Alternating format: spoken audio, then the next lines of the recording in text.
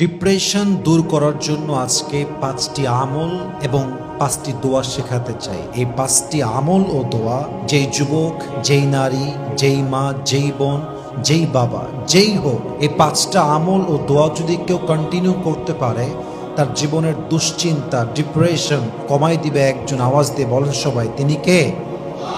First of all, you must have to know the definition of depression. ডিপ্রেশনটা হচ্ছে আপনার এবং আপনার রবের সম্পর্কের মাঝের যে জায়গাটা, এই যে দূরত্বটা, এটাকে বলা হয় ডিপ্রেশন। আপনার এবং আপনার রবের মাঝের সম্পর্কে যত দূরত্ব বাড়বে, ডিপ্রেশন তত বেশি বেড়ে যাবে। আপনার এবং আপনার রবের সম্পর্কের মাঝের দূরত্ব যত কমে যাবে, আপনার টেনশন, ডিপ্রেশন, দুশ্চিন্তা, অ্যাংজাইটি, এই সব কিছুকে রিডিউস করে দিবে একজন, কমাই দিবে একজন, তিনি কে? সো যখনই আপনার রবের সঙ্গে দূরত্ব বেড়ে যাবে, আপনার টেনশন বেড়ে যাবে, ডিপ্রেশন বেড়ে যাবে, অ্যাংজাইটি বেড়ে যাবে। আর যখনই দূরত্ব কমে আসবে, দুশ্চিন্তা কমে, আপনার জীবনটা শান্ত, স্থির হয়ে যাবে। সুবহানাল্লাহ পড়েন সবাই। তো জীবনটাকে শান্ত করার জন্য, জীবনটাকে স্থির করার জন্য, মনের প্রশান্তি পাওয়ার জন্য, মনটাকে শান্ত করার জন্য আগে আমাদেরকে ডিপ্রেশন মুক্ত জীবন গড়তে হবে। আর এই ডিপ্রেশনকে দূর করার জন্য আল্লাহর হাবিব সাল্লাল্লাহু আলাইহি ওয়াসাল্লাম তার হাদিসে এবং স্বয়ং আল্লাহ তাআলা তার কিতাব কোরআনে এমন কিছু দোয়া শিখিয়েছেন, এমন কিছু আয়াত দিয়েছেন, যে দোয়া, যে আমল, যে আয়াত তেলাওয়াত করলে বান্দার সমস্ত দুশ্চিন্তা কমে, তার জীবনটা শান্তময়, স্থির হয়ে যাবে। সুবহানাল্লাহ পড়ুন সবাই। নাম্বার 1, যদি আপনি আপনার জীবনটাকে দুশ্চিন্তা মুক্ত করতে চান, যদি আপনি ডিপ্রেশন মুক্ত করতে চান, নাম্বার 1, সিকিং হেল্প অফ আল্লাহ সুবহানাহু ওয়া তাআলা in all matters in your life. আপনার জীবনে যাই ঘটে যাক, যত খারাপ মুহূর্তে আপনি পার করেন না কেন, সর্বদা সদা আপনার বিপদের জন্য, আপনার কষ্টের জন্য, আপনার প্রবলেমকে সলিউশন করার জন্য আপনি ডাকবেন একজনকে। বলেন সবাই, তিনি কে? আমি একটা আয়াত শিখাচ্ছি, এই আয়াতটা আপনারা সবাই আমার সঙ্গে উঁচু গলায়, you must have to be loud, উঁচু গলায় আমার সঙ্গে পাঠ করবেন। আমি আয়াতের আগে রেফারেন্স দিয়ে দিই, যাতে করে আমার অডিয়েন্স যারা আছেন ফেসবুকে, ইউটিউবে, তাদের খুঁজতে সুবিধা হয়, বুঝতে সুবিধা হয়। এটি হচ্ছে সূরাতুল বাকারার 155 নম্বর আয়াত। সকলে পাঠ করেন, ওয়াস্তাঈনু বিস-সাবরি ওয়াস-সালাহ Innallaha ma'as-sabirin. Allah says in this ayah, O you who believed, seek the help of Allah subhanahu wa ta'ala with salah and patience. Seek the help of Allah subhanahu wa ta'ala with patience and salah, and believe that indeed Allah subhanahu wa ta'ala is with the people, those who are patient. Allah bolche banda, amar kache সাহায্য চাও নামাজ আর ধৈর্যের বিনিময়ে। যে বান্দা নামাজের মাধ্যমে, ধৈর্যের বিনিময়ে আমার কাছে সাহায্য চায়, আমি আল্লাহ তার সঙ্গী হয়ে যাই, আমি আল্লাহ তার সাথী হয়ে যাই। সুবহানাল্লাহ পড়ুন সবাই। আল্লাহর হাবিব সাল্লাল্লাহু আলাইহি ওয়াসাল্লাম সহিহ বুখারী এবং মুসলিমের বর্ণনা, এই আয়াত যে তেলাওয়াত করবে, অর্থাৎ সূরাতুল বাকারার 155 নম্বর আয়াত, এই আয়াত যে সকাল এবং রাত তেলাওয়াত করবে, আল্লাহ তার ব্রেইন থেকে, তার জীবন থেকে স্ট্রেস, ডিপ্রেশন সব কিছু কমিয়ে দিয়ে তার জীবনটাকে শান্ত, স্থির করে ছেড়ে দেবেন। সুবহানাল্লাহ পড়ুন সবাই। তার জীবনটা শান্তময় হয়ে যাবে, তার জীবনটা স্থির হয়ে যাবে, মানসিক প্রশান্তি সে পাবে, সে তার মনের শান্তি খুঁজে পাবে, তার ব্রেইনের পিস সে খুঁজে পাবে। অতএব আজ থেকে এই দোয়া, এই আয়াত আমরা বেশি বেশি তেলাওয়াত করব। ওয়াস্তাঈনু বিস-সাবরি ওয়াস-সালাহ ইন্নাল্লাহা মা'আস-সাবিরিন। এই আয়াতটা আমরা সকলেই তেলাওয়াত করব তো ইনশাআল্লাহ। 2 নাম্বার, সূরাতুর রা'দের 28 নম্বর আয়াত। আই রিপিট अगेन, সূরাতুর রা'দের 28 নম্বর আয়াত। সকলেই পড়েন, আলা বিযিকরিল্লাহি তাতমাইন্নুল কুলুব। মাশাআল্লাহ, এই আয়াত যে তেলাওয়াত করবে, আল্লাহ রাব্বুল আলামিন এই আয়াতের ভিতরে এমন এক কারিশমা রেখেছেন, এমন এক ম্যাজিক রেখেছেন। এই আয়াতের বদৌলতে আল্লাহ তাআলা বান্দাকে স্ট্রেস ফ্রি করে দেন, দুশ্চিন্তা মুক্ত করে দেন, তার জীবনটাকে শান্ত স্থির করে দেয়। সুবহানাল্লাহ পড়েন। এই আয়াতের তর্জমা হচ্ছে, if you wanna get the peace of your heart then you must have to remember your Lord.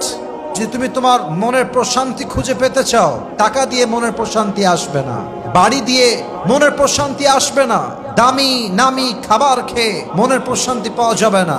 মনের প্রশান্তি আছে জাস্ট রবের স্মরণের মাঝে। সকলেই পড়েন সুবহানাল্লাহ।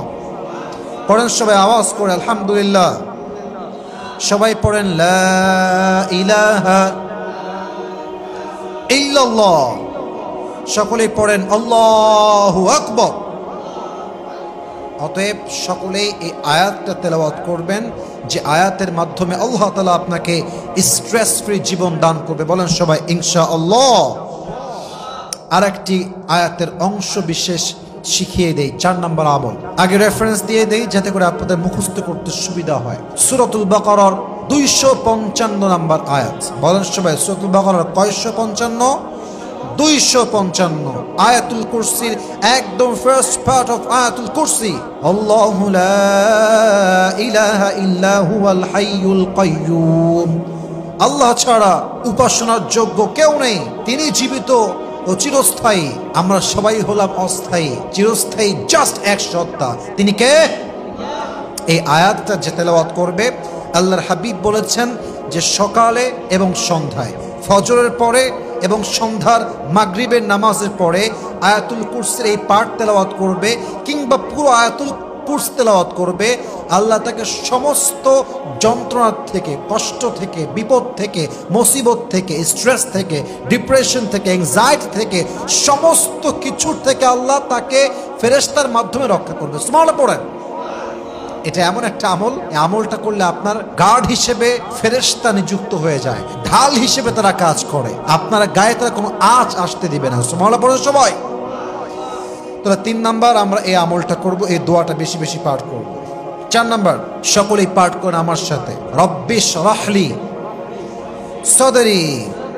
সূরাতুত তাহা 25 নম্বর আয়াত। এর অর্থ হচ্ছে, আল্লাহ তুমি আমার বুকটাকে প্রশস্ত করে দাও। মানে হচ্ছে, আল্লাহ যত কষ্ট আসুক আমার বুক এতটা প্রশস্ত হবে, এতটা বড় হবে যে আমার বুকের ভেতরে সমস্ত কষ্ট হালকা মনে হবে। আমার বুককে তুমি প্রশস্ত করে দাও। এই দোয়া যদি আপনি করতে পারেন, যে কোনো কষ্ট, আঘাত আপনার কাছে আঘাতই মনে হবে না। আপনার মনটাকে আল্লাহ তাআলা এতটা প্রশস্ত করবেন, কেউ আপনার কষ্ট দিয়ে ডিপ্রেশনের শিকার করতে পারবে না। সুবহানাল্লাহ পড়ে সবাই। ইট ইজ এ পাওয়ারফুল দোয়া, পাওয়ারফুল দোয়া। রব্বি ইশরাহ লি সাদরি ওয়া ইয়াসসির লি আমরি। আল্লাহ আমার বুককে প্রশস্ত করো, আমার জন্য সমস্ত কাজকে সহজ করো। পড়েন সবাই আমিন। 5 নাম্বার, আমরা সকলেই এই আয়াতটি তেলাওয়াত করব। সকলেই পড়েন ওয়া আলাল্লাহি ফালইয়াতাওয়াক্কালিল মুতাওয়াক্কিলুন। সূরাতুল মাইদার 23 নম্বর আয়াত। আল্লাহ তাআলা বলছেন ওয়া আলাল্লাহি ফালইয়াতাওয়াক্কালিল মুতাওয়াক্কিলুন। যারা আল্লাহর উপরে ভরসা করে এদের উচিত একমাত্র আল্লাহর উপরে ভরসা করা। আল্লাহ ছাড়া আমাদের কেউ নাই, আল্লাহই আমাদের আপন, আল্লাহই আমাদের সবকিছু, আল্লাহই সবকিছুর মালিক, সব ক্ষমতাই তার হাতে।